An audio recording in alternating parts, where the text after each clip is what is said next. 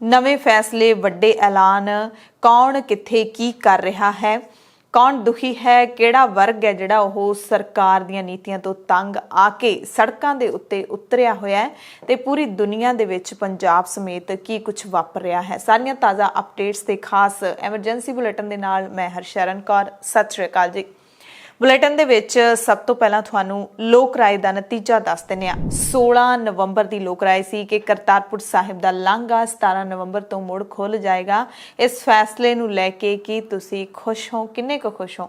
तो साढ़े 100% दर्शकों ने खुशी जताई है, खुशी का प्रगटावा किया है, क्योंकि ये जिहड़ा लांघा हैगा वो सिर्फ सिख कौम दे वासियों दे लई ही नहीं खुलिया। इस लांघे राही कोई भी दर्शन करन जा सकता है, पाकिस्तान जा सकता है। बहुतियां दी उन्हां लोकां दी भी सिख सदर पूरी हुंदी है ਜਿਹੜੇ कि वंड वेले विछड़े हुए ने आपो अपनियां जद्दी थावां तो। ते हालांकि उधरों इधर कोई नहीं आ सकता लांघे राही, पर भारत तो पाकिस्तान जाया जा सकता है। खैर, अज की लोक राय है गुरु नानक साहिब पातशाह, जिन्होंने हर धर्म हर मजहब के लोग मानते हैं। कल नूं उन्हां दा प्रकाश पुरब है। तुहाडे चों कौन कौन प्रकाश पुरब मनाउंदा है गुरु साहिब दा ते किवें इस दिहाड़े नूं तुसीं मनाओगे, ये तुसीं कमेंट करके जरूर दस्सिओ। सतगुरु नानक प्रगटिया, मिट्टी धुंध जग चानण होआ, ज्यो कर सूरज निकलिया, तारे छपे अंधेर पलोआ। रब्बी रहबर अकाल जोत श्री गुरु नानक साहिब दा कल नूं प्रकाश दिहाड़ा है। हालांकि प्रकाश है जिहड़ा कत्तक दी पूरनमाशी नूं ही मन्निया जांदा है, पर तरीकां दे हेर फेर करके मग्घर महीने दे विच मनाया जांदा है कई सालां तो। खैर, गुरु नानक साहिब पातशाह जिन्हां ने इस दुनिया ते उस वक्त अवतार धारिया सी जदों दुनिया ते कूड़ दा बोलबाला बहुत वध गया सी, सच नूं पैरां थल्ले मधोलिया जा रहा सी, मजलूमां ते जुल्म हो रहा सी। उदों गुरु नानक साहिब ने प्रकाश लैके दुनिया नूं राह दिखाया सी, इंसानियत अते सच दोवां नूं बचाया सी। समां अज भी कूड़ दा ही चल रहा है, अज भी झूठ दा ही बोलबाला चल रहा है, पर अज साडे कोल गुरु नानक साहिब पातशाह दे उपदेश ने, उन्हां दी रची हुई तुरकी बाणी है। इस झूठ नाल ते जुल्म नाल लड़न दा तरीका है कि किवें असीं जुल्म दे खिलाफ हिक डा के लड़ना है, सच धर्म दा राज करना है। ते अज जे असीं जुल्म दे खिलाफ डट के नहीं खड़दे, मजलूमां दा साथ नहीं दिंदे, जातां पातां दे विच फसे होए हां, ऊच नीच दा भी भेदभाव करदे हां, वहमां भरमां दे विच गलतान रहिंदे हां, तां माफ करिओ, असीं गुरु नानक साहिब पातशाह दे सिख नहीं हाँ। सब तो पहला तुहानू वधाई देवांगे गुरु नानक साहिब पातशाह दे प्रकाश पुरब दी। सो तस्वीरां भी तुहानू उही दिखाउने आ। सब तो पहला तस्वीरां दिखावांगे गुरु की नगरी अमृतसर तो, जिथे नगर कीर्तन सजाया गया। श्रोमणी गुरुद्वारा प्रबंधक कमेटी दे वल्लों स्थानिक धार्मिक सभा सोसाइटियां ते संगतां दे सहयोग नाल श्री अकाल तख्त साहिब तो नगर कीर्तन सजाया गया। श्री गुरु ग्रंथ साहिब जी दी छत्र छाया हेठ पंज प्यारिਆਂ दी अगवाई विच सजाए गए नगर कीर्तन दे विच वड्डी गिणती दे विच संगत ने हिस्सा लिया। स्कूली बच्चे, कॉलेज के विद्यार्थी सारे इस नगर कीर्तन दे विच शामिल सन। SGPC प्रधान बीबी जगीर कौर ने जगत गुरु श्री गुरु नानक साहिब दे प्रकाश पुरब दी सारी दुनिया नूं, सारे लोकाई नूं वधाई दिंदिआं गुरु साहिब दे उपदेशां ते चलण दी अपील कीती है। दूसरियां जिहड़ियां तस्वीरां ने वो असीं तुहानूं बंगे तो दिखाउने हां। बंगा दीआं तस्वीरां ने, इत्थे भी प्रकाश पुरब नूं समर्पित नगर कीर्तन सजाए गए ने। नगर कीर्तन दीआं तस्वीरां ने जिहड़ियां वो तुसीं देख सकते हो।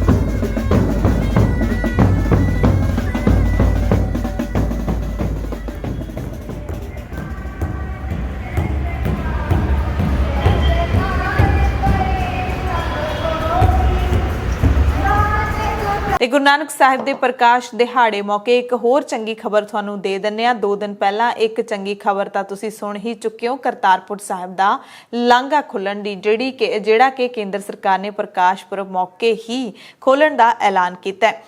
ਇਹ ਖਬਰ ਹੈ ਹਰਿਆਣਾ ਤੋਂ ਹੈ। ਇੱਥੇ ਭਾਈਚਾਰੇ ਦੀ ਭਾਈਚਾਰਕ ਸਾਂਝ ਦੀ ਇੱਕ ਮਿਸਾਲ ਹੈ ਜਿਹੜੀ ਮੁੜ ਤੋਂ ਕਾਇਮ ਹੋਈ ਹੈ। ਹਰਿਆਣਾ ਦੇ ਗੁਰੂਗ੍ਰਾਮ ਦੇ ਵਿੱਚ ਖੁੱਲੇ ਮੈਦਾਨ 'ਚ ਨਮਾਜ਼ ਅਦਾ ਕਰਨ ਦੇ ਮਾਮਲੇ ਵਿੱਚ ਜਿੱਥੇ ਲਗਾਤਾਰ ਸਿਆਸਤ ਅਤੇ ਵਿਵਾਦ ਵਧਦਾ ਜਾ ਰਿਹਾ ਹੈ, ਇਸੇ ਦਰਮਿਆਨ ਗੁਰੂ ਘਰਾਂ ਦੀ ਇੱਕ ਸਥਾਨਕ ਜਥੇਬੰਦੀ ਨੇ ਇੱਥੇ ਨਮਾਜ਼ ਅਦਾ ਕਰਨ ਦੇ ਲਈ ਗੁਰੂ ਘਰ ਦੇ ਦਰਵਾਜ਼ੇ ਖੋਲ੍ਹਣ ਦਾ ਐਲਾਨ ਕਰ ਦਿੱਤਾ ਹੈ।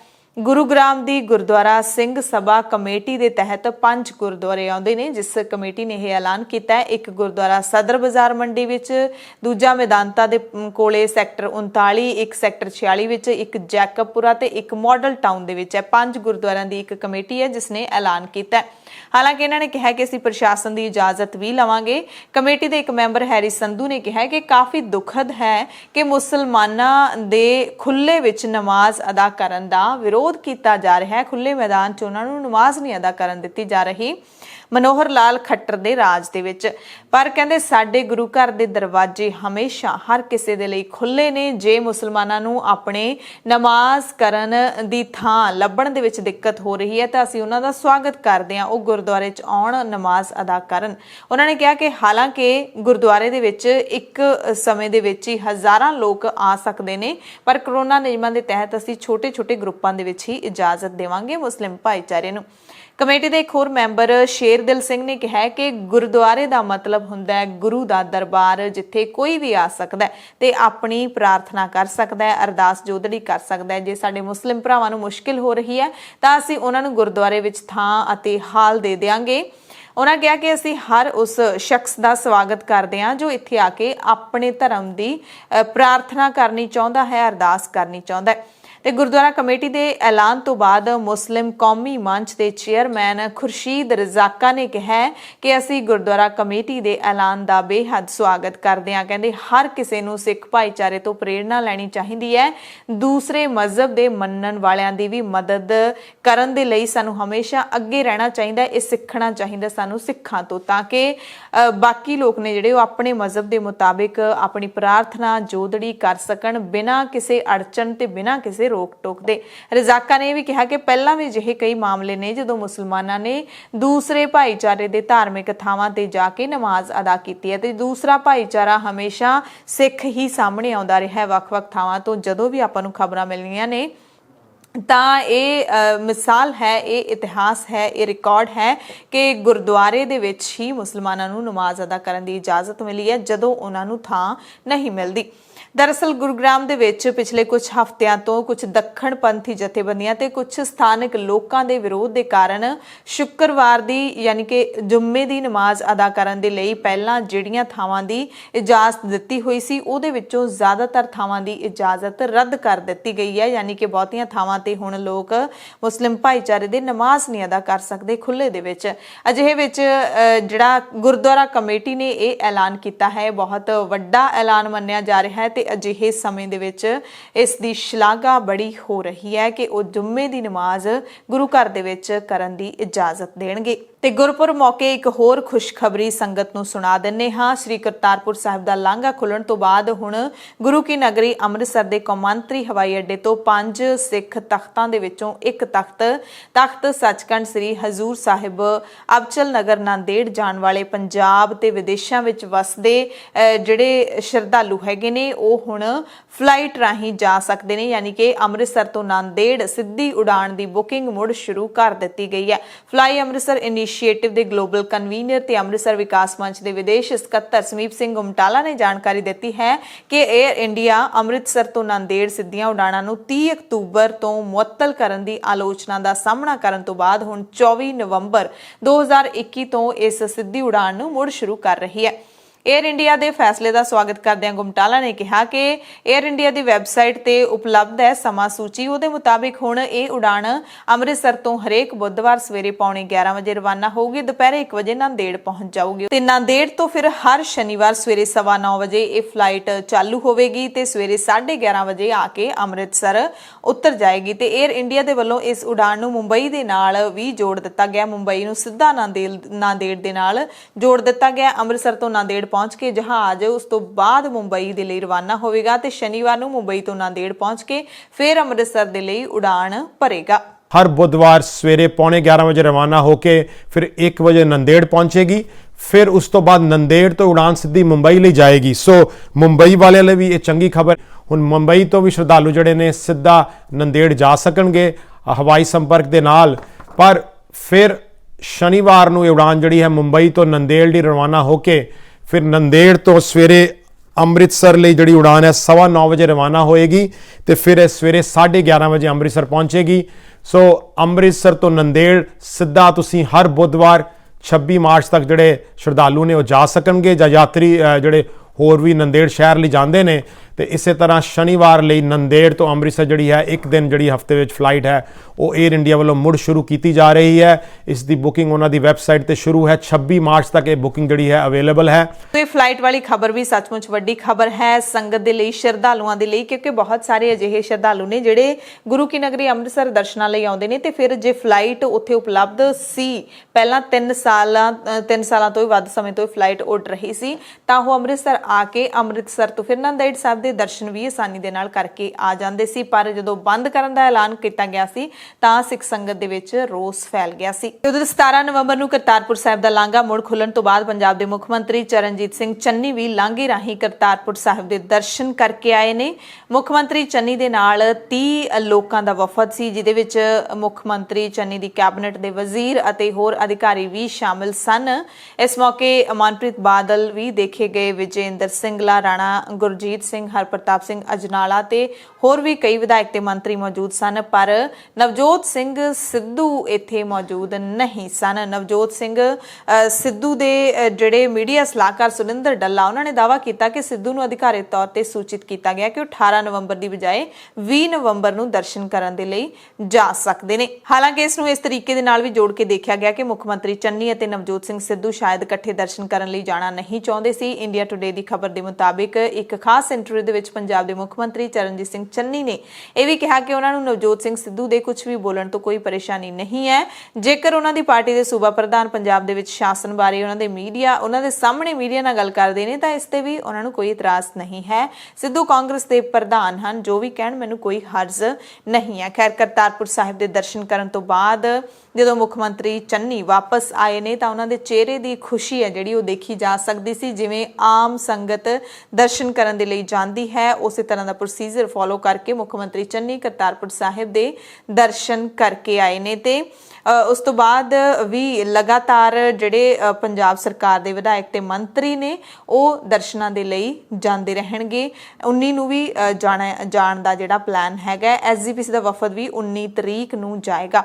ਤੇ ਇਸ ਮੌਕੇ ਮੁੱਖ ਮੰਤਰੀ ਚੰਨੀ ਨੇ ਵੱਡਾ ਐਲਾਨ ਕੀਤਾ ਹੈ। ਨਤਮਸਤਕ ਹੋਣ ਤੋਂ ਬਾਅਦ ਖੁਸ਼ੀ ਦੇ ਵਿੱਚ ਖੀਵੇ ਹੋਏ ਚੰਨੀ ਨੇ ਐਲਾਨ ਕੀਤਾ ਹੈ ਫ੍ਰੀ ਬੱਸ ਸੇਵਾ ਦਾ।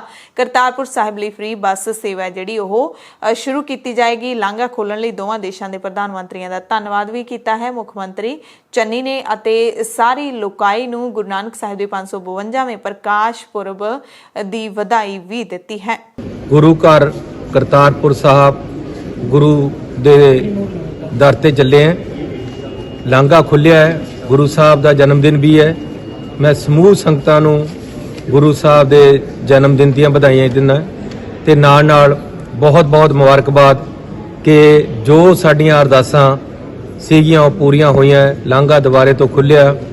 ਇਹਦੇ ਲਈ ਮੈਂ ਪ੍ਰਧਾਨ ਮੰਤਰੀ ਜੀ ਦਾ ਤੇ ਹੋਮ ਮਿਨਿਸਟਰ ਸਾਹਿਬ ਦਾ ਵੀ ਧੰਨਵਾਦ ਕਰਦਾ ਕਿ ਉਹਨਾਂ ਨੇ ਪੰਜਾਬ ਸਰਕਾਰ ਦੀ ਡਿਮਾਂਡ ਤੇ ਇਹ ਪੂਰੀ ਕੀਤੀ ਹੈ ਤੇ ਸਿੱਖ ਸੰਗਤਾਂ ਨੂੰ ਫਿਰ ਤੋਂ ਮੌਕਾ ਮਿਲਿਆ। ਜਿਹੜੇ ਗੁਰੂ ਨਾਨਕ ਨਾਮ ਲੇਵਾ ਹੈ ਜਾਂ ਹਿੰਦੁਸਤਾਨ ਚੋਂ ਜਿਹੜੇ ਲੋਕ ਜਾਣਾ ਚਾਹੁੰਦੇ ਹੈ ਉਹਨਾਂ ਨੂੰ ਮੌਕਾ ਮਿਲਿਆ ਹੈ ਕਿ ਉਹ ਗੁਰੂ ਘਰ ਜਾ ਕੇ ਆਸ਼ੀਰਵਾਦ ਪ੍ਰਾਪਤ ਕਰ ਸਕਣ। ਤੇ ਮੁੱਖ ਮੰਤਰੀ ਚਰਨਜੀਤ ਸਿੰਘ ਚੰਨੀ ਕਰਤਾਰਪੁਰ ਸਾਹਿਬ ਦੇ ਦਰਸ਼ਨਾਂ ਮੌਕੇ ਆਪਣੀ ਪਤਨੀ, ਆਪਣੇ ਪੁੱਤਰ ਤੇ ਆਪਣੀ ਨੂੰਹ ਦੇ ਨਾਲ ਗਏ ਸਨ। ਯਾਨੀ ਕਿ ਪੂਰਾ ਪਰਿਵਾਰ ਜਿਹੜਾ ਮੁੱਖ ਮੰਤਰੀ ਦਾ ਉਹ ਦਰਸ਼ਨ ਕਰਕੇ ਆਇਆ।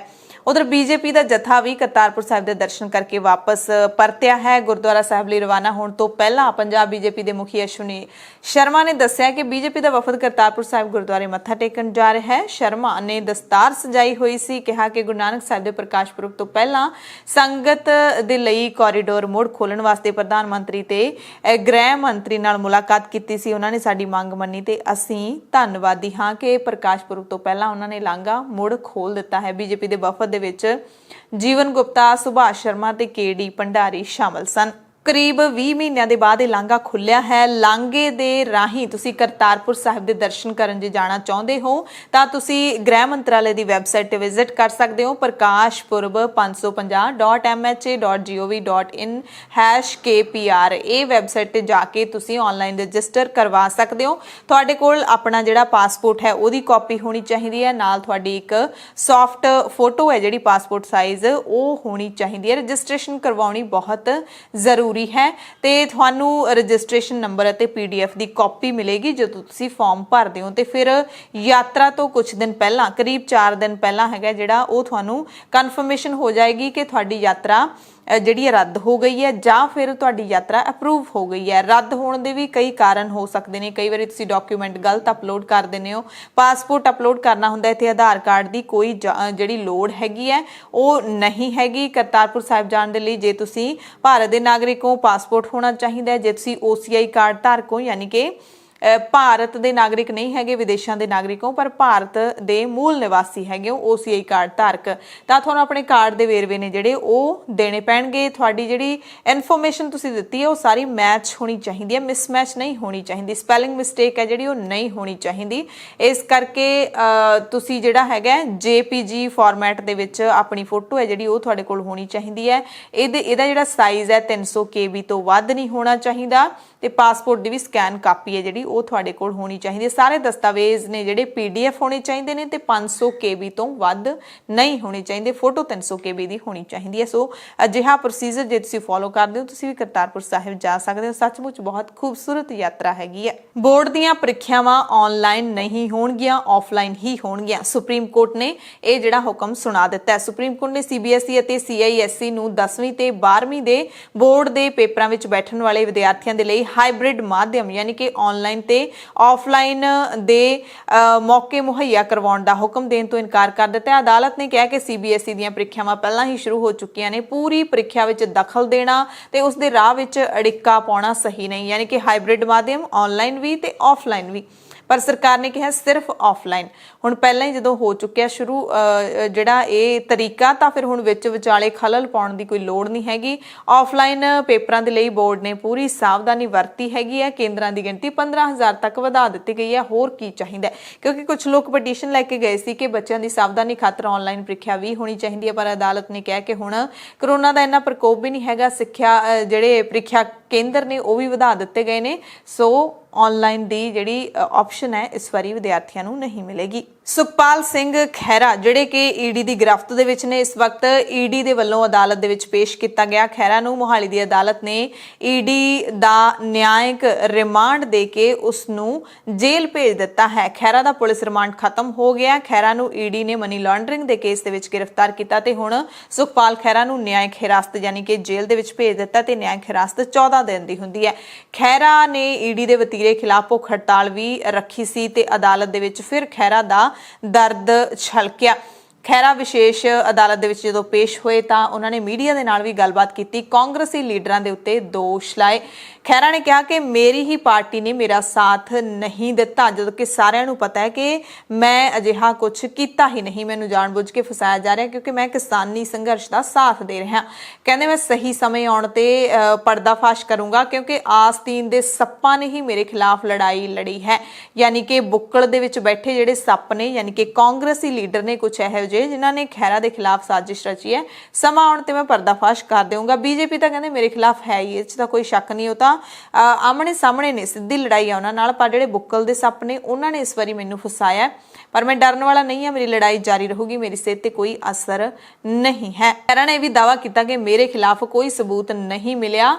ਲਗਾਤਾਰ ED ਦਾ ਮੈਂ ਸਮਰਥਨ ਕਰਦਾ ਰਿਹਾ ਹਾਂ। ਹੁਣ ਤੱਕ ਜਦੋਂ ਵੀ ਉਹਨਾਂ ਨੇ ਤਲਾਸ਼ੀ ਲਈ ਜਾਂ ਫਿਰ ਪੁੱਛਗਿੱਛ ਕੀਤੀ, ਮੈਂ ਜਿਹੜਾ ਹੈਗਾ ਉਹ ਸਾਥ ਦਿੱਤਾ, ਪਰ ਮੇਰੇ ਖਿਲਾਫ ਵੱਡੀ ਸਾਜ਼ਿਸ਼ ਚੱਲ ਰਹੀ ਹੈ। ਉਧਰ ਪੰਜਾਬ ਤੇ ਹਰਿਆਣਾ ਹਾਈ ਕੋਰਟ ਦੇ ਵਿੱਚ ਬਹੁਤ ਚਰਚਿਤ ਡਰੱਗ ਰਿਪੋਰਟ ਫੇਰ ਖੁੱਲਣ ਤੋਂ ਰਹਿ ਗਈ ਹੈ। ਅਕਾਲੀ ਲੀਡਰ ਤੇ ਸਾਬਕਾ ਮੰਤਰੀ ਬਿਕਰਮ ਸਿੰਘ ਮਜੀਠੀਆ ਨੇ ਇੱਕ ਦਿਨ ਪਹਿਲਾਂ ਅਦਾਲਤ ਵਿੱਚ ਅਰਜ਼ੀ ਦੇ ਕੇ ਕੇਸ ਵਿੱਚ ਧਿਰ ਬਣਨ ਦੀ ਆਗਿਆ ਮੰਗੀ ਸੀ। ਅਰਜ਼ੀ ਵਿੱਚ ਕਿਹਾ ਸੀ ਕਿ ਸਰਕਾਰ ਮੈਨੂੰ ਜਾਣਬੁੱਝ ਕੇ ਫਸਾਉਣਾ ਚਾਹੁੰਦੀ ਹੈ, ਇਸ ਲਈ ਮੈਨੂੰ ਆਪਣਾ ਪੱਖ ਪੇਸ਼ ਕਰਨ ਦਾ ਮੌਕਾ ਦਿੱਤਾ ਜਾਵੇ ਤੇ ਇਸ ਕੇਸ ਦੀ ਸੁਣਵਾਈ ਹੁਣ ਦਸੰਬਰ ਦੇ ਵਿੱਚ ਹੋਵੇਗੀ, 6 ਦਸੰਬਰ ਨੂੰ। ਲੋਕ ਇਨਸਾਫ ਪਾਰਟੀ ਦੇ ਪ੍ਰਧਾਨ ਅਤੇ ਵਿਧਾਇਕ ਸਿਮਰਜੀਤ ਸਿੰਘ ਬੈਂਸ ਦੇ ਲੁਧਿਆਣੇ ਦੀ ਇੱਕ ਅਦਾਲਤ ਨੇ ਗੈਰ ਜ਼ਮਾਨਤੀ ਵਾਰੰਟ ਜਾਰੀ ਕਰ ਦਿੱਤੇ ਨੇ। ਬੈਂਸ ਦੇ ਖਿਲਾਫ ਅਦਾਲਤ ਵਿੱਚ ਜਬਰ ਜਨਾਹ ਦਾ ਕੇਸ ਚੱਲ ਰਿਹਾ ਹੈ। ਇਸ ਤੋਂ ਪਹਿਲਾਂ ਅਦਾਲਤ ਨੇ ਮੁਲਜ਼ਮ ਦੇ ਜ਼ਮਾਨਤੀ ਵਾਰੰਟ ਜਾਰੀ ਕੀਤੇ ਸੀ ਤੇ ਹੁਣ ਗੈਰ ਜ਼ਮਾਨਤੀ ਵਾਰੰਟ ਜਾਰੀ ਹੋ ਗਏ ਨੇ। ਲੁਧਿਆਣੇ ਦੀ ਇੱਕ ਔਰਤ ਨੇ ਬੈਂਸ ਦੇ ਖਿਲਾਫ ਬਲਾਤਕਾਰ ਦਾ ਇਲਜ਼ਾਮ ਲਾਇਆ ਸੀ ਤੇ ਇਹ ਕੇਸ ਅਦਾਲਤ ਦੀ ਹਦਾਇਤ ਤੋਂ ਬਾਅਦ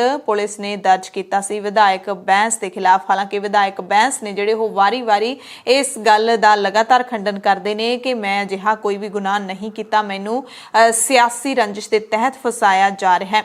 ਤੇ ਇਸ ਔਰਤ ਦੇ ਇਲਜ਼ਾਮਾਂ ਤੋਂ ਬਾਅਦ ਇੱਕ ਹੋਰ ਔਰਤ ਵੀ ਸਾਹਮਣੇ ਆਈ ਸੀ। ਉਸਨੇ ਬਾਅਦ ਵਿੱਚ ਆਪਣੀ ਸ਼ਿਕਾਇਤ ਵਾਪਸ ਲੈ ਲਈ ਸੀ, ਇਹ ਕਹਿ ਕੇ ਕਿ ਮੈਨੂੰ ਕਿਸੇ ਸਿਆਸੀ ਲੀਡਰ ਨੇ ਜਿਹੜਾ ਦਬਾਅ ਪਾ ਕੇ ਅਜਿਹਾ ਕਹਿਣ ਨੂੰ ਜਿਹੜਾ ਦਬਾਅ ਪਾਇਆ ਸੀ, ਇਸ ਕਰਕੇ ਮੈਂ ਬੈਂਸ ਤੇ ਇਲਜ਼ਾਮ ਲਾਇਆ ਸੀ, ਪਰ ਅਜਿਹੀ ਕੋਈ ਗੱਲ ਨਹੀਂ ਹੈ। ਉਸਨੇ ਆਪਣੀ ਸ਼ਿਕਾਇਤ ਵਾਪਸ ਲੈ ਲਈ ਸੀ, ਪਰ ਇਹ ਔਰਤ ਡਟੀ ਹੋਈ ਹੈ। ਤੇ ਪੰਜਾਬ ਦੇ ਵਿੱਚ ਨਵੇਂ ਐਡਵੋਕੇਟ ਜਨਰਲ ਦੀ ਹਾਲੇ ਤੱਕ ਨਿਯੁਕਤੀ ਨਹੀਂ ਹੋਈ ਹੈ। ਮੁੱਖ ਮੰਤਰੀ ਚਰਨਜੀਤ ਸਿੰਘ ਚੰਨੀ ਨੂੰ ਵੀ ਸੀਐਮ ਬਣੇ ਹੋਏ 2 ਮਹੀਨੇ ਹੋਣ ਵਾਲੇ ਨੇ।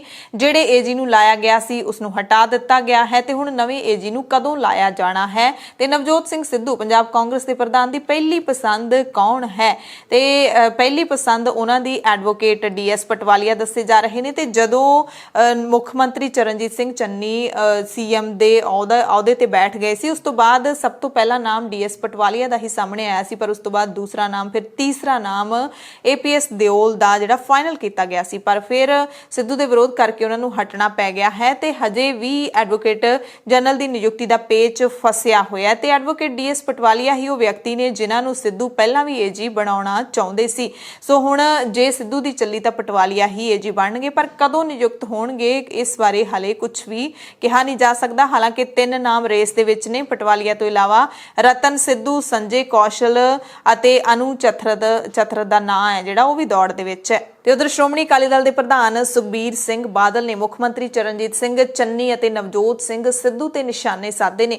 ਮੁੱਖ ਮੰਤਰੀ ਚਰਨਜੀਤ ਸਿੰਘ ਚੰਨੀ ਨੂੰ ਸੁਖਬੀਰ ਬਾਦਲ ਨੇ ਪੈਚਵਰਕ ਮੁੱਖ ਮੰਤਰੀ ਕਹਿ ਦਿੱਤਾ ਤੇ ਉਹ ਵੇਲਾ ਤੁਹਾਨੂੰ ਯਾਦ ਹੋਣਾ ਕੁਝ ਸਾਲ ਪਹਿਲਾਂ ਦਾ, ਜਦੋਂ ਵਿਧਾਨ ਸਭਾ ਦੇ ਵਿੱਚ ਅਕਾਲੀਆਂ ਨੇ ਪੁੱਛਿਆ ਸੀ ਕਿ ਕੈਪਟਨ ਨੇ ਮੁੱਖ ਮੰਤਰੀ ਹੁੰਦਿਆਂ ਕੀ ਕੰਮ ਕੀਤੇ ਸੀ, ਤਾਂ ਉਦੋਂ ਚਰਨਜੀਤ ਸਿੰਘ ਚੰਨੀ ਵਿਧਾਨ ਸਭਾ ਵਿੱਚ ਖੜ ਕੇ ਜਵਾਬ ਦੇ ਰਹੇ ਸੀ ਕਿ ਮੁੱਖ ਮੰਤਰੀ ਨੇ ਸਾਰੀਆਂ ਸੜਕਾਂ ਦਾ ਪੈਚਵਰਕ ਕਰਵਾਇਆ ਤੇ ਉਦੋਂ ਉਹਨਾਂ ਦੇ ਬਿਆਨ ਦੀ ਕਾਫੀ ਖਿੱਲੀ ਉੱਡੀ ਸੀ। ਤੇ ਹੁਣ ਸੁਖਬੀਰ ਬਾਦਲ ਨੇ ਚਰਨਜੀਤ ਸਿੰਘ ਚੰਨੀ ਨੂੰ ਪੈਚਵਰਕ ਮੁੱਖ ਮੰਤਰੀ ਕਹਿ ਦਿੱਤਾ ਹੈ। ਕਹਿੰਦੇ ਚੰਨੀ ਨੂੰ ਕੁਝ ਨਹੀਂ ਪਤਾ ਪੰਜਾਬ ਦੇ ਵਿੱਚ ਕੀ ਹੋ ਰਿਹਾ ਹੈ। ਜਿਹੜੇ ਆਪ ਹੀ ਪੈਚਵਰਕ ਮੁੱਖ ਮੰਤਰੀ ਹੋਣ ਉਹ ਬਿਜਲੀ ਬਾਰੇ ਕੀ ਕਹਿ ਸਕਦੇ ਨੇ। ਨਵਜੋਤ ਸਿੰਘ ਸਿੱਧੂ ਬਾਰੇ ਵੀ ਬਿਆਨ ਦਿੱਤਾ ਹੈ। ਕਾਂਗਰਸੀ ਲੀਡਰਾਂ ਦੇ ਭੰਗੜਾ ਪਾਉਣ ਤੇ ਕਿਹਾ ਕਿ ਹਾਲੇ ਤਾਂ ਸਿੱਧੂ ਵੀ ਭੰਗੜੇ ਪਵਾਉਣਗੇ, ਸਿੱਧੂ ਦਾ ਢੋਲ ਹਾਲੇ ਵੱਜਣਾ ਹੈ। ਦਰਅਸਲ ਇਹ ਬਿਆਨ ਆਇਆ ਸਿਆਸੀ ਪਾਰਟੀਆਂ ਦਾ, ਕਾਂਗਰਸ ਸਮੇਤ ਸਿਆਸੀ ਪਾਰਟੀਆਂ ਦਾ ਬਿਆਨ ਆਇਆ ਹੈ ਕਿ ਸੁਖਬੀਰ ਬਾਦਲ ਜਿਹੜੇ ਕਿ ਅੱਜ ਕੱਲ ਰੇੜੀਆਂ ਤੇ ਖੜ ਕੇ ਗੋਲ ਗੱਪੇ ਵੀ ਖਾ ਰਹੇ ਨੇ, ਜਲੇਬੀਆਂ ਵੀ ਬਣਾ ਰਹੇ ਨੇ, ਕਹਿੰਦੇ ਆਮ ਲੋਕਾਂ ਦੇ ਨੇੜੇ ਰਹਿ ਕੇ ਭੰਗੜਾ ਪਾਉਣ ਦੀ ਕੋਸ਼ਿਸ਼ ਕਰ ਰਹੇ ਨੇ, ਤਾਂ ਉਹਨਾਂ ਨੇ ਕਿਹਾ ਕਿ ਸਿੱਧੂ ਹੈ ਜਿਹੜਾ ਉਹ ਕਾਂਗਰਸੀਆਂ ਦੇ ਭੰਗੜੇ ਪਵਾਏਗਾ। ਨਵਜੋਤ ਕੌਰ ਸਿੱਧੂ ਨੂੰ ਕਿਹਾ, ਕਹਿੰਦੇ ਉਹਨਾਂ ਦੀ ਕੋਈ ਮੈਡੀਕਲ ਪ੍ਰੋਬਲਮ ਲੱਗਦੀ ਹੈਗੀ ਹੈ, ਨਿੱਜੀ ਅਟੈਕ ਕਰਦੇ ਨੇ ਮੇਰੇ ਉੱਤੇ। ਬੇਅਦਬੀ ਮਾਮਲੇ ਦੇ ਵਿੱਚ ਚੈਲੰਜ ਕੀਤਾ ਹੈ, ਕਹਿੰਦੇ ਮੇਰੇ ਖਿਲਾਫ ਜੇ ਕੋਈ ਵੀ ਸਬੂਤ ਹੈਗਾ ਤਾਂ ਪੇਸ਼ ਕਰੋ। ਬੇਅਦਬੀ ਦੇ ਮਾਮਲੇ ਵਿੱਚ ਮੇਰੇ ਖਿਲਾਫ ਸਾਜ਼ਿਸ਼ ਰਚੀ ਗਈ ਹੈ ਕਿਉਂਕਿ ਕਾਂਗਰਸ ਪਾਰਟੀ ਆਪਣੇ ਆਪ ਨੂੰ ਲੁਕਾਉਣ ਦੇ ਵਿੱਚ ਲੱਗੀ ਹੋਈ ਹੈ। ਤੇ ਇਸੇ ਦਰਮਿਆਨ ਬਾਦਲ ਪਰਿਵਾਰ ਦੇ ਨਾਲ, ਖਾਸ ਕਰਕੇ ਬਾਦਲਾਂ ਦੀ ਟਰਾਂਸਪੋਰਟ ਦੇ ਨਾਲ ਜੁੜੀ ਖਬਰ ਤੁਹਾਨੂੰ ਦੱਸ ਦਿੰਨੇ ਹਾਂ ਕਿ ਪੰਜਾਬ ਦੇ ਟਰਾਂਸਪੋਰਟ ਮਹਿਕਮੇ ਨੇ 125 ਬੱਸ ਪਰਮਿਟ ਰੱਦ ਕਰ ਦਿੱਤੇ ਨੇ, ਜਿਨ੍ਹਾਂ ਦੇ ਵਿੱਚੋਂ 31 ਪਰਮਿਟ ਸ਼੍ਰੋਮਣੀ ਅਕਾਲੀ ਦਲ ਦੇ ਪ੍ਰਧਾਨ ਸੁਖਬੀਰ ਬਾਦਲ ਤੇ ਉਹਨਾਂ ਦੇ ਪਰਿਵਾਰਿਕ ਮੈਂਬਰਾਂ ਦੋਸਤਾਂ ਦੇ ਹਨ। ਅਮਰਿੰਦਰ ਸਿੰਘ ਰਾਜਾ ਵੜਿੰਗ ਦੀ ਅਗਵਾਈ ਦੇ ਵਿੱਚ ਟਰਾਂਸਪੋਰਟ ਵਿਭਾਗ ਕਾਫੀ ਤੇਜ਼ੀ ਦੇ ਨਾਲ ਕੰਮ ਕਰ ਰਿਹਾ ਹੈ। ਟਰਾਂਸਪੋਰਟ ਮਾਫੀਆ ਦੇ ਖਿਲਾਫ ਸ਼ਿਕੰਜਾ ਕੱਸਿਆ ਹੋਇਆ। ਜਿਹੜੀਆਂ ਬੱਸਾਂ ਬਿਨਾਂ ਪਰਮਿਟ ਤੋਂ ਚੱਲ ਰਹੀਆਂ ਨੇ ਉਹਨਾਂ ਬੱਸਾਂ ਨੂੰ ਜਿਹੜਾ ਹੈਗਾ ਉਹ ਸੜਕਾਂ ਤੋਂ ਲਾਹਿਆ ਜਾ ਰਿਹਾ ਹੈ ਤੇ ਇਹਨਾਂ ਬੱਸਾਂ ਦੇ ਵਿੱਚ ਬਾਦਲਾਂ ਦੀਆਂ ਬੱਸਾਂ ਦੀ ਗਿਣਤੀ 31 ਹੈ। ਤੇ ਸੁਖਬੀਰ ਬਾਦਲ ਨੇ ਅਮਰਿੰਦਰ ਸਿੰਘ ਰਾਜਾ ਵੜਿੰਗ ਤੇ ਵੀ ਨਿਸ਼ਾਨਾ ਕੱਸਿਆ। ਕਹਿੰਦੇ ਮੇਰੀਆਂ ਬੱਸਾਂ ਦਾ 1 ਰੁਪਈਆ ਵੀ ਟੈਕਸ ਦੇ ਰੂਪ ਚ ਬਕਾਇਆ ਨਹੀਂ ਹੈਗਾ। ਮੇਰੀਆਂ ਬੱਸਾਂ 3-4 ਦਿਨਾਂ ਵਾਸਤੇ ਬੰਦ ਕਰ ਵੀ ਦੇਣਗੇ, ਫਿਰ ਇਹਨਾਂ ਨੂੰ ਚਲਾਉਣੀਆਂ ਹੀ ਪੈਣਗੀਆਂ। ਜੇ ਮੇਰੀਆਂ 5 ਬੱਸਾਂ ਬੰਦ ਕਰ ਦਿੱਤੀਆਂ ਤਾਂ ਮੈਂ ਕਹਿਣਾ ਚਾਹੁੰਦਾ ਕਿ ਪੰਜਾਬ ਦੇ ਵਿੱਚ 6000 ਬੱਸਾਂ ਪ੍ਰਾਈਵੇਟ ਨੇ ਜਿਨ੍ਹਾਂ ਦੇ ਬਕਾਇਆ ਟੈਕਸ ਪਏ ਨੇ, ਉਹਨਾਂ ਨੂੰ ਵੀ ਬੰਦ ਕਰਕੇ ਦਿਖਾਉਣ। ਪੰਜਾਬ ਰੋਡਵੇਜ਼ ਦਾ 280 ਕਰੋੜ ਰੁਪਈਆ ਪੰਜਾਬ ਤੇ ਬਕਾਇਆ ਹੈਗਾ। ਰਾਜਾ ਵੜਿੰਗ ਬਾਰੇ ਕਹਿੰਦੇ ਇਹ ਤਾਂ ਸੜਕਾਂ ਤੇ ਭੱਜਿਆ ਫਿਰੇਗਾ, ਹੁਣ ਮੰਤਰੀ ਹੈ, 1.5 ਮਹੀਨੇ ਬਾਅਦ ਸੰਤਰੀ ਹੋ ਜਾਊਗਾ।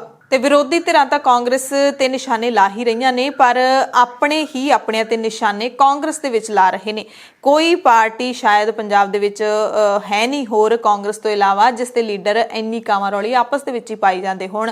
ਤੇ ਪੰਜਾਬ ਕਾਂਗਰਸ ਦੇ ਪ੍ਰਧਾਨ ਨਵਜੋਤ ਸਿੰਘ ਸਿੱਧੂ ਨੇ ਜਦੋਂ ਆਪਣੀ ਹੀ ਸਰਕਾਰ ਨੂੰ ਨਸ਼ਿਆਂ ਦੇ ਮੁੱਦੇ ਤੇ ਘੇਰਿਆ ਹੈ ਤਾਂ MP ਨੇ ਜਿਹੜੇ ਕਾਂਗਰਸ ਦੇ ਰਵਨੀਤ ਬਿੱਟੂ ਉਹ ਫਿਰ ਬੋਲੇ ਨੇ। ਰਵਨੀਤ ਬਿੱਟੂ ਨੇ ਸਿੱਧੂ ਨੂੰ ਟਵੀਟ ਕਰਨ ਦੇ ਨਾਲ CM ਚੰਨੀ ਨਾਲ ਬਹਿ ਕੇ ਮੁੱਦਿਆਂ ਦਾ ਹੱਲ ਲੱਭਣ ਦੇ ਨਾਲ ਆਪਣੇ ਅਹੁਦੇ ਦਾ ਬਿਹਤਰ ਇਸਤੇਮਾਲ ਕਰਨ ਦੀ ਸਲਾਹ ਦਿੱਤੀ ਹੈ ਕਿ ਸਿੱਧੂ ਨੂੰ ਆਪਣੇ ਅਹੁਦੇ ਦਾ ਚੰਗਾ ਇਸਤੇਮਾਲ ਕਰਨਾ ਚਾਹੀਦਾ ਹੈ। ਗੱਲ ਆਮ ਆਦਮੀ ਪਾਰਟੀ ਦੀ ਵੀ ਕਰ ਲੈਂਦੇ ਹਾਂ। ਆਮ ਆਦਮੀ ਪਾਰਟੀ ਦੇ ਸੁਪਰੀਮੋ ਤੇ ਦਿੱਲੀ ਦੇ ਮੁੱਖ ਮੰਤਰੀ ਅਰਵਿੰਦ ਕੇਜਰੀਵਾਲ ਨੇ ਗ੍ਰੇਟ ਖਲੀ ਦੇ ਨਾਲ ਮੁਲਾਕਾਤ ਕੀਤੀ ਹੈ।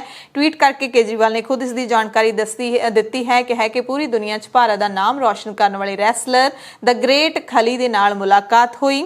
ਉਹਨਾਂ ਦਾ ਅਸਲੀ ਨਾਮ ਦਲੀਪ ਸਿੰਘ ਰਾਣਾ ਹੈਗਾ ਗ੍ਰੇਟ ਖਲੀ ਦਾ, ਜਿਨ੍ਹਾਂ ਨੇ ਕੇਜਰੀਵਾਲ ਨਾਲ ਮੁਲਾਕਾਤ ਕੀਤੀ ਹੈ। ਯਾਨੀ ਕਿ ਪੰਜਾਬ ਦਾ ਮਾਹੌਲ ਬਦਲਣ ਦੇ ਲਈ ਸ਼ਾਇਦ ਇਹ ਮੁਲਾਕਾਤ ਕੀਤੀ ਹੈ। ਕੇਜਰੀਵਾਲ ਨੇ ਇਹ ਵੀ ਲਿਖਿਆ ਕਿ ਦਿੱਲੀ ਦੇ ਵਿੱਚ ਬਿਜਲੀ, ਪਾਣੀ, ਸਕੂਲ, ਹਸਪਤਾਲ 'ਚ ਕੀਤੇ ਕੰਮ ਖਲੀ ਨੂੰ ਬਹੁਤ ਪਸੰਦ ਆਏ ਨੇ। ਹੁਣ ਇਹ ਕੰਮ ਅਸੀਂ ਪੰਜਾਬ ਦੇ ਵਿੱਚ ਵੀ ਕਰਾਂਗੇ, ਅਸੀਂ ਸਾਰੇ ਮਿਲ ਕੇ ਪੰਜਾਬ ਨੂੰ ਬਦਲਾਂਗੇ। ਸੋ ਇਸ ਮੁਲਾਕਾਤ ਨੇ ਵੀ ਜ਼ਾਹਿਰ ਤੌਰ ਤੇ ਚਰਚਾ ਛੇੜ ਦਿੱਤੀ ਹੈ ਕਿ ਗ੍ਰੇਟ ਖਲੀ ਨੇ ਜਿਹੜੇ ਉਹ ਵੀ ਆਮ ਆਦਮੀ ਪਾਰਟੀ 'ਚ ਸ਼ਾਮਿਲ ਹੋ ਸਕਦੇ ਨੇ, ਝਾੜੂ ਫੜ ਸਕਦੇ ਨੇ। ਇਹ ਆਉਂਦੇ ਦਿਨਾਂ 'ਚ ਪਤਾ ਲੱਗ ਜਾਏਗਾ। ਇਸੇ ਦਰਮਿਆਨ ਸ਼੍ਰੋਮਣੀ ਅਕਾਲੀ ਦਲ ਦੇ ਪ੍ਰਧਾਨ ਸੁਖਬੀਰ ਬਾਦਲ ਨੇ ਸਾਬਕਾ ਕੇਂਦਰੀ ਮੰਤਰੀ ਅਤੇ ਆਪਣੀ ਪਤਨੀ ਹਰਸਿਮਰਤ ਕੌਰ ਬਾਦਲ ਬਾਰੇ ਵੱਡਾ ਬਿਆਨ ਦਿੱਤਾ ਹੈ। ਉਹਨਾਂ ਦੇ ਚੋਣ ਲੜਨ ਜਾਂ ਨਾ ਲੜਨ ਬਾਰੇ ਬਿਆਨ ਦਿੱਤਾ ਹੈ ਕਿ ਹਰਸਿਮਰਤ ਬਾਦਲ ਵਿਧਾਨ ਸਭਾ ਦੀ ਚੋਣ ਨਹੀਂ ਲੜਨਗੇ। ਉਹਨਾਂ ਕਿਹਾ ਕਿ ਪ੍ਰਕਾਸ਼ ਸਿੰਘ ਬਾਦਲ ਦੀ ਚੋਣ ਬਾਰੇ ਫੈਸਲਾ ਪਾਰਟੀ ਲਊਗੀ ਤੇ ਹਰਸਿਮਰਤ ਕੌਰ ਬਾਦਲ ਬਠਿੰਡਾ ਤੋਂ ਪਹਿਲਾਂ ਹੀ MP ਹਨ, ਇਸ ਕਰਕੇ ਉਹ ਵਿਧਾਇਕ ਦੀ ਚੋਣ ਹੈ ਜਿਹੜੀ ਉਹ ਨਹੀਂ ਲੜਨਗੇ। ਕੌਮੀ ਰਾਜਧਾਨੀ ਦੇ ਵਿੱਚ ਪ੍ਰਦੂਸ਼ਣ ਦੀ ਗੱਲ ਕਰ ਲਈਏ ਤਾਂ ਹਵਾ ਬਹੁਤ ਮਾੜੀ ਸ਼੍ਰੇਣੀ ਵਿੱਚ ਹੀ ਚੱਲ ਰਹੀ ਹੈ। ਹਾਲੇ ਤੱਕ ਐਤਵਾਰ ਤੱਕ ਹਾਲਾਤ ਇਸੇ ਤਰ੍ਹਾਂ ਰਹਿਣ ਦੀ ਸੰਭਾਵਨਾ ਜਿਹੜੀ ਹੈ ਉਹ ਦਿੱਤੀ ਗਈ ਹੈ। ਵੀਰਵਾਰ ਸਵੇਰੇ 8 ਵਜੇ 에ਅਰ ਕੁਆਲਿਟੀ ਇੰਡੈਕਸ 344 ਦਰਜ ਕੀਤਾ ਗਿਆ ਸੀ। ਕੇਂਦਰੀ ਪ੍ਰਦੂਸ਼ਣ ਕੰਟਰੋਲ ਬੋਰਡ ਦੇ ਮੁਤਾਬਕ AQI ਦੇ ਵਿੱਚ ਬੁੱਧਵਾਰ ਦੇ ਮੁਕਾਬਲੇ ਮਾਮੂਲੀ ਸੁਧਾਰ ਹੋਇਆ, ਜਿਹੜਾ ਕਿ ਪਹਿਲਾਂ 375 ਸੀ। ਹਾਲਾਂਕਿ ਅਧਿਕਾਰੀਆਂ ਦਾ ਕਹਿਣਾ ਹੈ ਕਿ ਐਤਵਾਰ ਤੱਕ ਹਵਾ ਦੇ ਵਿੱਚ ਕੋਈ ਖਾਸ ਸੁਧਾਰ ਨਹੀਂ ਹੋਵੇਗਾ। ਤੇ ਪ੍ਰਦੂਸ਼ਣ ਨੂੰ ਘੱਟ ਕਰਨ ਦੇ ਲਈ ਹਰਿਆਣਾ ਦੇ ਮੁੱਖ ਮੰਤਰੀ ਮਨੋਹਰ ਲਾਲ ਖੱਟਰ ਦੀ ਅਗਵਾਈ ਵਾਲੀ ਸਰਕਾਰ ਵੀ ਇੱਕ ਫੈਸਲਾ ਲੈਣ ਜਾ ਰਹੀ ਹੈ। ਖੱਟਰ ਨੇ ਕਿਹਾ ਕਿ ਸੂਬੇ ਦੇ ਵਿੱਚ ਪ੍ਰਦੂਸ਼ਣ ਨੂੰ ਘੱਟ ਕਰਨ ਦੇ ਲਈ ਵਾਹਨਾਂ ਦੇ ਆਡ ਈਵਨ ਸਿਸਟਮ ਨੂੰ ਲਾਗੂ ਕਰਨ ਦੀ ਯੋਜਨਾ ਅਸੀਂ ਬਣਾ ਰਹੇ ਹਾਂ। ਤੇ ਪ੍ਰਦੂਸ਼ਣ ਨੂੰ ਘੱਟ ਕਰਨ ਦੇ ਲਈ ਕੀ ਕੁਝ ਕੀਤਾ ਜਾਣਾ ਚਾਹੀਦਾ ਹੈ, ਇਹਦੇ ਲਈ ਹਰਿਆਣਾ ਸਰਕਾਰ ਨੇ ਇੱਕ ਕਮੇਟੀ ਹੈ ਜਿਹੜੀ ਉਹ ਵੀ ਬਣਾ ਦਿੱਤੀ ਹੈ ਤੇ ਉਹ ਕਮੇਟੀ ਹੱਲ ਲੱਭੇਗੀ ਕਿ ਕਿਵੇਂ ਸੂਬੇ ਦੇ ਵਿੱਚ ਪ੍ਰਦੂਸ਼ਣ ਹੈ ਜਿਹੜਾ ਉਹ ਘਟਾਇਆ ਜਾ ਸਕਦਾ ਹੈ। ਤਰਨਤਾਰਨ ਦੇ ਪੱਟੀ ਤੋਂ ਖਬਰ ਹੈ, ਜਿੱਥੇ ਲੰਘੀ ਸ਼ਾਮ 2 ਕਾਰਾਂ ਤੇ ਸਵਾਰ ਹੋ ਕੇ ਆਏ ਕੁਝ ਲੋਕਾਂ ਨੇ 3 ਨੌਜਵਾਨਾਂ ਤੇ ਤਾਬੜ ਤੋੜ ਗੋਲੀਆਂ ਚਲਾ ਦਿੱਤੀਆਂ, ਜਿਸ ਕਾਰਨ 2 ਨੌਜਵਾਨਾਂ ਦੀ ਮੌਤ ਹੋ ਗਈ।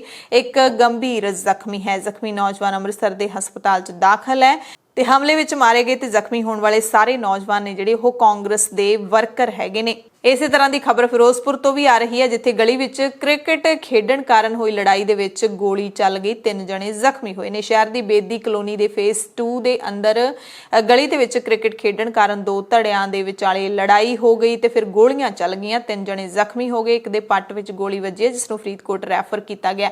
2 ਜਣੇ ਕਾਪੇ ਤੇ ਇੱਟਾਂ ਵੱਜਣ ਨਾਲ ਜ਼ਖਮੀ ਹੋ ਗਏ, ਜਿਹੜੇ ਕਿ ਫਿਰੋਜ਼ਪੁਰ ਦੇ ਹੀ ਸਿਵਲ ਹਸਪਤਾਲ ਦੇ ਵਿੱਚ ਦਾਖਲ ਨੇ। ਨਾਨਕ ਸਾਹਿਬ ਦੇ ਪ੍ਰਕਾਸ਼ ਪੁਰਬ ਨੂੰ ਸਮਰਪਿਤ ਗੁਰੂ ਸਾਹਿਬ ਦੀ ਚਰਨ ਛੋਹ ਪ੍ਰਾਪਤ ਇਤਿਹਾਸਿਕ ਗੁਰਦੁਆਰਾ ਸੁਲਤਾਨਪੁਰ ਲੋਧੀ ਵਿਖੇ ਗਲੋਬਲ ਸਿੱਖ ਵਿਚਾਰ ਮੰਚ ਦੇ ਆਸਾ ਸਿੰਘ ਘੁੰਮਣ ਡਡਾਲਾ ਤੇ ਪਰਮਜੀਤ ਸਿੰਘ ਮਾਨਸਾ ਨੇ ਵਿਸ਼ਵ ਸਿੱਖ ਕਾਨਫਰੰਸ ਦਾ ਆਯੋਜਨ ਕੀਤਾ। ਇਹਦੇ ਵਿੱਚ SGPC ਪ੍ਰਧਾਨ ਬੀਬੀ ਜਗੀਰ ਕੌਰ, ਸੰਤ ਬਲਵੀਰ ਸਿੰਘ ਸੀਚੇਵਾਲ, ਸੰਤ ਸੇਵਾ ਸਿੰਘ, ਸਵਾਮੀ ਸ਼ਾਂਤਾਨੰਦ ਤੇ ਦੇਸ਼ ਵਿਦੇਸ਼ ਤੋਂ ਆਏ ਸਿੱਖ ਸਕਾਲਰਾਂ ਸਮੇਤ ਹੋਰ ਸ਼ਖਸੀਅਤਾਂ ਨੇ ਹਾਜ਼ਰੀ ਭਰੀ। ਇਸ ਮੌਕੇ ਦੇਸ਼ ਵਿਦੇਸ਼ ਦੇ ਸਿੱਖ ਲੀਡਰਾਂ ਨੇ ਕੌਮਾਂਤਰੀ ਗੁਰਮਤਿ ਇਤਿਹਾਸ ਤੇ ਰਬਾਬੀ ਕੀਰਤਨ ਕੇਂਦਰ ਬਣਾਉਣ ਦੀ ਮੰਗ ਕੀਤੀ। ਇੱਥੇ ਪਹੁੰਚੀਆਂ ਸ਼ਖਸੀਅਤਾਂ ਨੇ SGPC ਪ੍ਰਧਾਨ ਬੀਬੀ ਜਗੀਰ ਕੌਰ ਨੂੰ ਵੀ ਸਿਫਾਰਿਸ਼ ਕੀਤੀ ਕਿ ਗੁਰਮਤਿ ਸੰਗੀਤ ਅਤੇ ਸ਼ੈਲੀ ਸਿਖਲਾਈ ਕੇਂਦਰ ਦੇ ਨਾਲ ਸੁਲਤਾਨਪੁਰ ਲੋਧੀ ਵਿਖੇ ਧਰਮ ਅਧਿਐਨ, ਭਾਸ਼ਾ ਅਧਿਐਨ ਅਤੇ ਸਿੱਖ ਖੋਜ ਇਤਿਹਾਸ ਕੇਂਦਰ ਦਾ ਵੀ ਨਿਰਮਾਣ ਕੀਤਾ ਜਾਣਾ ਚਾਹੀਦਾ ਹੈ। ਗੁਰੂ ਨਾਨਕ ਸਾਹਿਬ ਦੇ ਪ੍ਰਕਾਸ਼ ਪੁਰਬ ਮੌਕੇ ਅਫਗਾਨਿਸਤਾਨ ਦੇ 2 ਸਿੱਖਾਂ ਦੇ ਲਈ ਵੀ ਖੁਸ਼ੀ ਦੀ ਖਬਰ ਆਈ, ਜਿਹੜੇ ਕਿ ਭਾਰਤ ਜਲਦੀ ਪਹੁੰਚ ਜਾਣਗੇ। ਗੁਰੂ ਸਾਹਿਬ ਦੇ ਪ੍ਰਕਾਸ਼ ਪੁਰਬ ਦੇ ਮੌਕੇ ਭਾਰਤੀ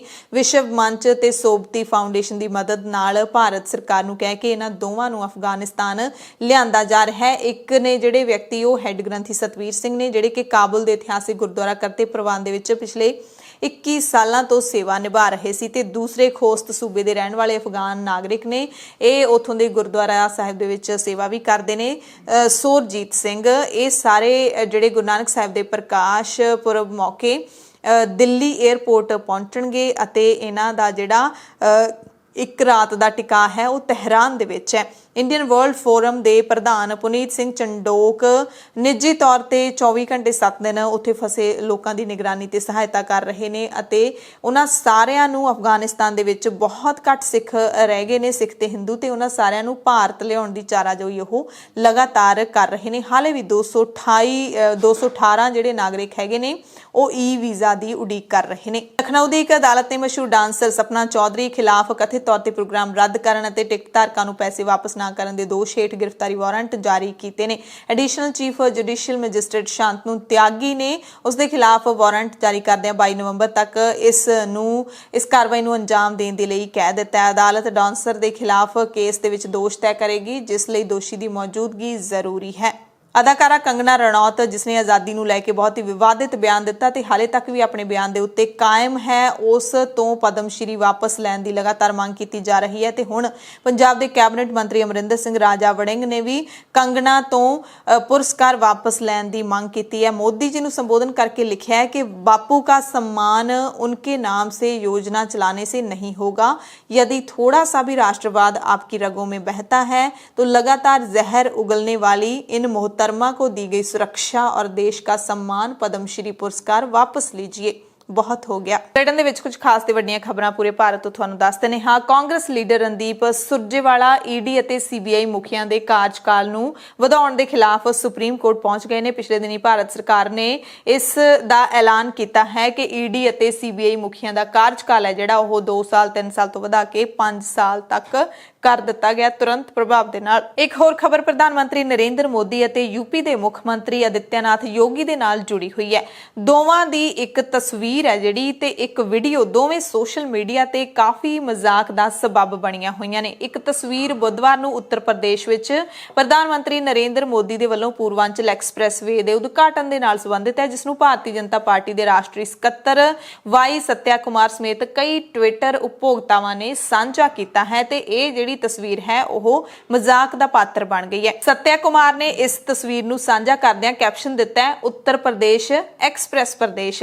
ਇਸ ਤਸਵੀਰ ਵਿੱਚ ਕਈ ਲੜਾਕੂ ਜਹਾਜ਼ ਕੇਸਰੀ, ਹਰੇ ਤੇ ਚਿੱਟੇ ਰੰਗ ਦਾ ਧੂਆਂ ਛੱਡਦੇ ਹੋਏ ਦਿਖਾਈ ਦੇ ਰਹੇ ਨੇ। ਮੋਦੀ ਤੇ ਯੋਗੀ ਇਹਨਾਂ ਦੇ ਅੱਗੇ ਤੁਰਦੇ ਨਜ਼ਰ ਆ ਰਹੇ ਨੇ। ਦ ਪ੍ਰਿੰਟ ਦੀ ਖਬਰ ਦੇ ਮੁਤਾਬਿਕ ਲੜਾਕੂ ਜਹਾਜ਼ਾਂ ਦੀ ਇਹ ਫੋਟੋ ਅਸਲ ਦੇ ਵਿੱਚ ਕੈਕਸ ਕੈਮੇਟ 에ਅਰ ਸ਼ੋਅ ਦੀ ਹੈ। ਇਹ ਸਮਾਗਮ ਅਗਸਤ 2008 ਵਿੱਚ ਹੰਗਰੀ ਵਿੱਚ ਹੋਇਆ ਸੀ ਤੇ ਇਸ ਦਾ ਚਿੱਤਰ ਸ਼ਟਰਸਟਾਕ ਵੈਬਸਾਈਟ ਤੋਂ ਲਿਆ ਗਿਆ ਸੀ ਤੇ ਅਸਲ ਦੇ ਵਿੱਚ ਕੇਕਸ ਕੈਮੇਟ 에ਅਰ ਸ਼ੋਅ ਦੀ ਫੋਟੋ ਹੈ ਜਿਹੜੀ ਉਸ ਦੇ ਵਿੱਚ ਮੋਦੀ ਤੇ ਯੋਗੀ ਨੂੰ ਦਿਖਾ ਦਿੱਤਾ ਗਿਆ ਹੈ ਯੂਪੀ ਐਕਸਪ੍ਰੈਸ ਪ੍ਰਦੇਸ਼ ਕਹਿ ਕੇ। ਦੂਸਰਾ ਇੱਕ ਵੀਡੀਓ ਹੈ ਸੋਸ਼ਲ ਮੀਡੀਆ ਤੇ ਤੇਜ਼ੀ ਨਾਲ ਵਾਇਰਲ ਹੋ ਰਿਹਾ ਹੈ। ਇਹਦੇ ਵਿੱਚ ਪ੍ਰਧਾਨ ਮੰਤਰੀ ਮੋਦੀ ਆਪਣੀ ਕਾਰ 'ਚ ਬੈਠੇ ਦਿਖਾਈ ਦੇ ਰਹੇ ਨੇ। ਜਨ ਸੱਤਾ ਦੀ ਰਿਪੋਰਟ ਦੇ ਮੁਤਾਬਿਕ ਜਦ ਕਿ ਯੂਪੀ ਦੇ ਮੁੱਖ ਮੰਤਰੀ ਯੋਗੀ ਆਦਿੱਤਿਆਨਾਥ ਉਹਨਾਂ ਦੇ ਪਿੱਛੇ ਪੈਦਲ ਤੁਰਦੇ ਹੋਏ ਦਿਖਾਈ ਦੇ ਰਹੇ ਨੇ। ਮੋਦੀ ਕਾਰ ਦੇ ਵਿੱਚ ਜਾ ਰਹੇ ਨੇ, ਯੋਗੀ ਪਿੱਛੇ ਤੁਰ ਰਹੇ ਨੇ। ਕਈ ਨਿਊਜ਼ ਵੈਬ ਪੋਰਟਲ ਅਤੇ ਮੀਡੀਆ ਅਦਾਰਿਆਂ ਨੇ ਛਾਪੀ ਹੈ ਤੇ ਸੋਸ਼ਲ ਮੀਡੀਆ ਤੇ ਛਾਈ ਹੋਈ ਹੈ। ਇਸ ਵੀਡੀਓ ਤੇ ਵਿਰੋਧੀ ਧਿਰ ਦੇ ਅਖਿਲੇਸ਼ ਯਾਦਵ ਸਮੇਤ ਹੋਰ ਕਈ ਲੀਡਰਾਂ ਨੇ ਵਿਅੰਗ ਕਸੇ ਨੇ। ਕੁਝ ਵੱਡੀਆਂ ਤੇ ਖਾਸ ਖਬਰਾਂ ਤੁਹਾਨੂੰ ਪੂਰੀ ਦੁਨੀਆ ਤੋਂ ਦੱਸ ਦਿੰਦੇ ਹਾਂ ਤੇ ਸਭ ਤੋਂ ਪਹਿਲੀ ਖਬਰ ਕੈਨੇਡਾ ਤੋਂ ਹੈਗੀ ਹੈ। ਵੈਨਕੂਵਰ ਦੇ ਵਿੱਚ ਹੜ੍ਹਾਂ ਨੇ ਇੰਨੀ ਤਬਾਹੀ ਮਚਾ ਦਿੱਤੀ ਹੈ ਕਿ ਐਮਰਜੈਂਸੀ ਦਾ ਐਲਾਨ ਕਰਨਾ ਪੈ ਗਿਆ। ਭਾਰੀ ਮੀਂਹ ਕਾਰਨ ਆਏ ਹੜ੍ਹਾਂ ਤੇ ਢਿੱਗਾਂ ਡਿੱਗਣ ਦੇ ਕਾਰਨ ਕੈਨੇਡਾ ਦੇ ਸੂਬੇ ਬ੍ਰਿਟਿਸ਼ ਕੋਲੰਬੀਆ ਦੇ ਵਿੱਚ ਐਮਰਜੈਂਸੀ ਦਾ ਐਲਾਨ ਕਰ ਦਿੱਤਾ ਗਿਆ। ਅਧਿਕਾਰੀਆਂ ਦਾ ਕਹਿਣਾ ਹੈ ਕਿ ਉਹਨਾਂ ਨੂੰ ਜਾਨ ਮਾਲ ਦੇ ਵੱਧ ਨੁਕਸਾਨ ਦਾ ਡਰ ਹੈ। ਪ੍ਰਧਾਨ ਮੰਤਰੀ ਜਸਟਿਨ ਟਰੂਡੋ ਨੇ ਕਿਹਾ ਹੈ ਕਿ ਹੜ੍ਹਾਂ ਦੇ ਕਾਰਨ ਕਈ ਜਾਨਾਂ ਚਲੀਆਂ ਗਈਆਂ ਨੇ। ਸ਼ਨੀਵਾਰ ਤੇ ਸੋਮਵਾਰ ਦਰਮਿਆਨ ਦੱਖਣੀ ਬ੍ਰਿਟਿਸ਼ ਕੋਲੰਬੀਆ ਦੇ ਵਿੱਚ ਰਿਕਾਰਡ ਤੋੜ ਮੀਂਹ ਤੋਂ ਬਾਅਦ ਬ੍ਰਿਟਿਸ਼ ਕੋਲੰਬੀਆ ਦੇ ਹੇਠਲੇ ਹਿੱਸੇ ਅਤੇ ਸੂਬੇ ਦੇ ਅੰਦਰੂਨੀ ਹਿੱਸੇ ਦੇ ਵਿੱਚ ਵੱਡੀਆਂ ਸੜਕਾਂ ਹੜ੍ਹਾਂ ਦੇ ਵਿੱਚ ਡੁੱਬ ਗਈਆਂ। ਢਿੱਗਾਂ ਡਿੱਗਣ ਦੇ ਕਾਰਨ ਸੰਪਰਕ ਹੈ ਜਿਹੜਾ ਦੇਸ਼ ਦੇ ਬਾਕੀ ਹਿੱਸਿਆਂ ਦੇ ਨਾਲੋਂ ਟੁੱਟ ਗਿਆ ਹੈ ਵੈਨਕੂਵਰ ਦਾ, ਬ੍ਰਿਟਿਸ਼ ਕੋਲੰਬੀਆ ਦਾ। ਅਗਲੀ ਖਬਰ ਪਾਕਿਸਤਾਨ ਦੇ ਨਾਲ ਜੁੜੀ ਹੋਈ ਹੈ। ਪਾਕਿਸਤਾਨ ਦਾ ਲਾਹੌਰ ਸ਼ਹਿਰ ਬੁੱਧਵਾਰ ਨੂੰ 에ਅਰ ਕੁਆਲਿਟੀ ਮੋਨੀਟਰ ਦੁਆਰਾ ਦੁਨੀਆ ਦਾ ਸਭ ਤੋਂ ਵੱਧ ਪ੍ਰਦੂਸ਼ਿਤ ਸ਼ਹਿਰ ਐਲਾਨਿਆ ਗਿਆ ਹੈ, ਕਿਉਂਕਿ ਤੇਜ਼ ਧੁੰਦ ਦੇ ਵਿੱਚ ਦਮ ਘੁੱਟ ਰਹੇ ਵਸਨੀਕਾਂ ਨੇ ਅਧਿਕਾਰੀਆਂ ਨੂੰ ਕਾਰਵਾਈ ਕਰਨ ਦੀ ਬੇਨਤੀ ਕੀਤੀ ਸੀ। 에ਅਰ ਵਿਜ਼ੂਅਲ ਮੋਨੀਟਰਿੰਗ ਪਲੇਟਫਾਰਮ ਦਾ ਸੰਚਾਲਨ ਕਰਨ ਵਾਲੀ Swiss technology company IQ air ਦੇ ਮੁਤਾਬਿਕ ਲਾਹੌਰ ਦੀ ਹਵਾ ਦੀ ਗੁਣਵੱਤਾ ਦੀ ਰੈਂਕਿੰਗ 348 ਸੀ, ਜੋ ਕਿ 300 ਦੇ ਖਤਰਨਾਕ ਪੱਧਰ ਤੋਂ ਉੱਤੇ ਹੈ। ਤੇ ਜਿਹੇ ਹਾਲਾਤ ਦੇਖ ਕੇ ਲੋਕ ਥੋੜੀ ਚਿੰਤਾ ਦੇ ਵਿੱਚ ਨੇ। ਲੋਕ ਦੱਸ ਰਹੇ ਨੇ ਕਿ ਬੱਚਿਆਂ ਨੂੰ ਬਿਮਾਰੀਆਂ ਜਿਹੜੀਆਂ ਸਾਹ ਦੀਆਂ ਬਿਮਾਰੀਆਂ ਉਹਨਾਂ ਦਾ ਸਾਹਮਣਾ ਕਰਨਾ ਪੈ ਰਿਹਾ ਹੈ। ਪ੍ਰਦੂਸ਼ਣ ਕੰਟਰੋਲ ਕਰਨ ਦੇ ਲਈ ਲੋਕ ਕਹਿੰਦੇ ਅਸੀਂ ਤਾਂ ਸਿਰਫ ਸਰਕਾਰ ਨੂੰ ਬੇਨਤੀ ਹੀ ਕਰ ਸਕਦੇ ਹਾਂ, ਕਿਉਂਕਿ ਲਾਹੌਰ ਸ਼ਹਿਰ ਦੀ ਹਵਾ ਦੀ ਗੁਣਵੱਤਾ ਜਿਹੜੀ ਉਹ ਸਾਰੀ ਦੁਨੀਆ ਤੋਂ ਖਰਾਬ ਮਾਪੀ ਗਈ ਹੈ। ਅਗਲੀ ਖਬਰ ਵੀ ਪਾਕਿਸਤਾਨ ਤੋਂ ਹੈ, ਜਿੱਥੇ ਪਾਕਿਸਤਾਨ ਸਰਕਾਰ ਨੇ ਭਾਰਤ ਦੇ ਹਰਿਆਣਾ ਸੂਬੇ ਦੇ ਵਿੱਚ ਨਮਾਜ਼ ਅਦਾ ਕਰਨ ਨੂੰ ਲੈ ਕੇ ਜਿਹੜਾ ਵਿਵਾਦ ਚੱਲ ਰਿਹਾ ਹੈ ਉਹ ਤੇ ਇਤਰਾਜ਼ ਪ੍ਰਗਟ ਕੀਤਾ ਹੈ। ਪਾਕਿਸਤਾਨ ਦੀ ਸਰਕਾਰ ਦੇ ਵਿਦੇਸ਼ ਮੰਤਰਾਲੇ ਦੇ ਵੱਲੋਂ ਜਾਰੀ ਕੀਤੇ ਗਏ ਬਿਆਨ ਦੇ ਵਿੱਚ ਕਿਹਾ ਗਿਆ ਕਿ ਅਸੀਂ ਬੀਜੇਪੀ ਸ਼ਾਸਿਤ ਉੱਤਰ ਪ੍ਰਦੇਸ਼ ਅਤੇ ਹਰਿਆਣਾ ਸੂਬੇ ਦੇ ਵਿੱਚ ਪ੍ਰਸ਼ਾਸਨ ਦੇ ਨਾਲ ਮਿਲ ਕੇ ਸੰਘ ਪਰਿਵਾਰ ਵੱਲੋਂ ਮਸੀਤਾਂ ਤੇ ਹਮਲੇ ਅਤੇ ਤੋੜਫੋੜ ਦੀਆਂ ਘਟਨਾਵਾਂ ਤੋਂ ਬਹੁਤ ਚਿੰਤਿਤ ਹਾਂ। ਤੇ ਇੱਕ ਹੋਰ ਘਟਨਾ ਦੇ ਵਿੱਚ ਤਾਂ ਸ਼ੁੱਕਰਵਾਰ ਨੂੰ ਜਦੋਂ ਕਈ ਥਾਵਾਂ ਤੇ ਖੁੱਲੇ ਮੈਦਾਨ ਦੇ ਵਿੱਚ ਨਮਾਜ਼ ਅਦਾ ਕੀਤੀ ਜਾ ਰਹੀ ਸੀ ਤਾਂ ਕੁਝ ਹਿੰਦੂ ਜਥੇਬੰਦੀਆਂ ਨੇ ਧਾਰਮਿਕ ਸਥਾਨ ਦਾ ਅਪਮਾਨ ਕੀਤਾ। ਪਾਕਿਸਤਾਨ ਦੇ ਵਿਦੇਸ਼ ਮੰਤਰਾਲੇ ਨੇ ਕਿਹਾ ਕਿ ਭਾਰਤ ਵਿੱਚ ਘੱਟ ਗਿਣਤੀਆਂ ਖਾਸ ਤੌਰ ਤੇ ਮੁਸਲਮਾਨਾਂ ਦੇ ਖਿਲਾਫ ਹੋ ਰਹੇ ਹਿੰਸਕ ਹਮਲਿਆਂ ਨੂੰ ਰੋਕਿਆ ਜਾਣਾ ਚਾਹੀਦਾ ਹੈ। ਉਹਨਾਂ ਦੀ ਸੁਰੱਖਿਆ ਤੇ ਉਹਨਾਂ ਦੀ ਧਾਰਮਿਕ ਆਜ਼ਾਦੀ ਦੀ ਜਿਹੜਾ ਭਰੋਸਾ ਹੈ ਉਹ ਜ਼ਰੂਰ ਦਿਵਾਉਣਾ ਚਾਹੀਦਾ। ਉਹਨਾਂ ਦੀ ਧਾਰਮਿਕ ਆਜ਼ਾਦੀ ਸੁਰੱਖਿਅਤ ਹੋਣੀ ਚਾਹੀਦੀ ਹੈ। ਐਮਰਜੈਂਸੀ ਬੁਲੇਟਿਨ ਦੇ ਵਿੱਚ ਹੁਣ ਤੁਹਾਡੇ ਸਭ ਤੋਂ ਇਜਾਜ਼ਤ ਚਾਹੁੰਦੇ ਹਾਂ। ਤੁਸੀਂ ਸਾਰੇ ਆਪਣਾ ਧਿਆਨ ਰੱਖਿਓ, ਲੋੜਵੰਦਾਂ ਦੀ ਮਦਦ ਜ਼ਰੂਰ ਕਰਦੇ ਰਿਹਾ ਕਰੋ ਤੇ ਅਫਵਾਹਾਂ ਤੋਂ ਬਚ ਕੇ ਰਿਹਾ ਕਰੋ। ਧੰਨਵਾਦ।